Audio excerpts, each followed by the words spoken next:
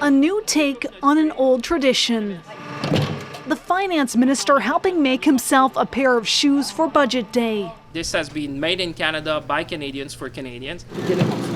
François-Philippe Champagne preparing for a budget with billions of dollars in investment. Et voilà. Now CBC News has learned it will include tens of billions of dollars in cuts and savings too. There will be no surprises. Canadians have asked us to build big, bold things. They expect us to do things differently. A senior Canadian official says the government's scrapping a plan to plant 2 billion trees by 2031. Excited about the budget? The official also said there will be changes to the tax structure to make investments in Canada less risky and a change to a tax credit businesses can use to write off some costs. But it's unclear where exactly new revenue is coming from. And in a trade war, just like hockey, we will win. Carney campaigned on a plan to bring in $20 billion a year from retaliatory tariffs on U.S. goods. We're going to put every dollar to protect our workers. But CBC News has learned that before the government dropped most countermeasures, it collected just over $3 billion. We do need to raise revenue, but there are less painful ways of doing it. Wherever it comes from, the Liberals will need help from another party.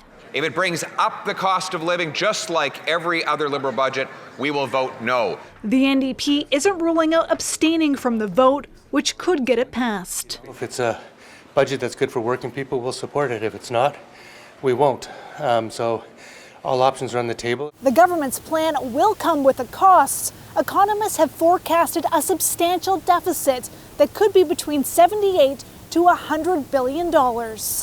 Ashley Burke, CBC News, Ottawa. So let's bring in David Cochrane now, host of Power and Politics. So David, potentially huge deficit and clearly some huge stakes. Yeah, huge money, huge deficit. The real question, Adrienne, is going to be what does that deficit buy?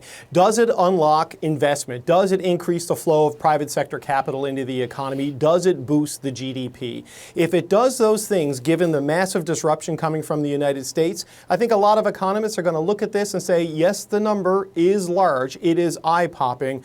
But it just might be worth it if it unleashes more economic activity inside the country. But if it's just another big deficit number that fails to move the needle economically, then it's not only going to be a missed opportunity, it quite potentially pushes the balance sheet of the government into territory that becomes increasingly financially risky and potentially unsustainable. So it's a bit of an inflection point for the Canadian economy, and this budget is really going to have to meet that moment. So, David, help me understand something. No opposition party is saying they will support this budget. So no. How likely is it that there will be an election soon? It's possible, but I would say it is improbable. I think if you look at everything that is happening on the trade front and on the economic front, and you just look at where the political situation is, the Liberals are still in first place in most polling. Mark Carney's still way ahead of everybody else as preferred choice for Prime Minister.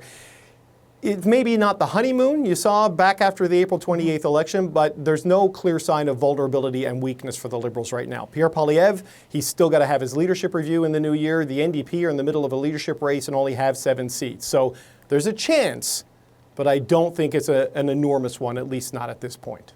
All right, we will see. David Cochrane, thank you. Thank you.